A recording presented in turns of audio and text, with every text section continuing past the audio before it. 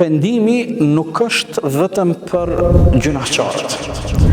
Në hadithin e vërtet, të cilën e transmeton Buhariu dhe Muslimi, Aisha radiallahu anha, nëna besimtarëve, tregon se i dërguari i Allahut sallallahu alaihi wasallam, i dashuri ynë Muhamedi sallallahu alaihi wasallam, 100 herë brenda ditës ka thënë astaghfirullah. Kërkoj falje o Allahu im. Kjo praktik ditore e pejgamberit tonë të dashur sallallahu alaihi wasallam na tregon se pendimi nuk është vetëm për ata të cilët janë mëkatar.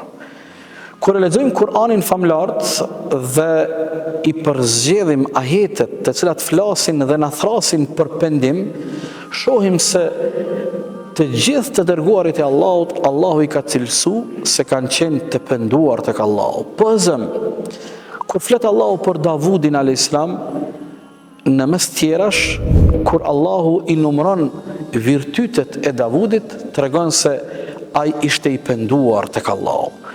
Kur Allahu dhul Gjelal na flet për Ibrahimin a.s., në mesin e cilësive të cilat Allahu dhul Gjelal janë numëron Ibrahimit, është se ai pendohej tek Allahu. Do thotë gjithë pejgamberët e Allahut, pastaj edhe i dashur ynë sallallahu alaihi wasallam, pendoheshin dhe kërkonin falje tek Allahu dhul Gjelal.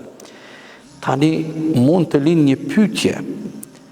A thua nuk janë pejgamberët e Allahut njerëzit më të zgjedhur të Zotit? A nuk janë pejgamberët e Allahut njerëzit më të dashur e më të përkushtuar për Allahun? Gjithsesi, ata janë të këtill.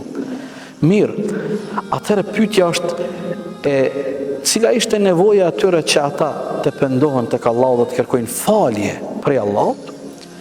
Sigurisht se ata kanë qenë njerëz, dhe nëse ne e kemi parasysh anën e tyre njerëzore, edhe kanë ndodhur gjatë jetës ata të kenë lëshime, por edhe të kenë gabime. Sigurisht se gabimet e tyre ishin gabime të vogla. Arsyeja e dytë është se vetë fakti që Allahu i ka përzgjedh dhe i ka gradu me kurorën e pejgamberllokut të dërguarit Allahut, kjo tregon edhe një gjë tjetër, se ata janë shëmbëltyra jonë.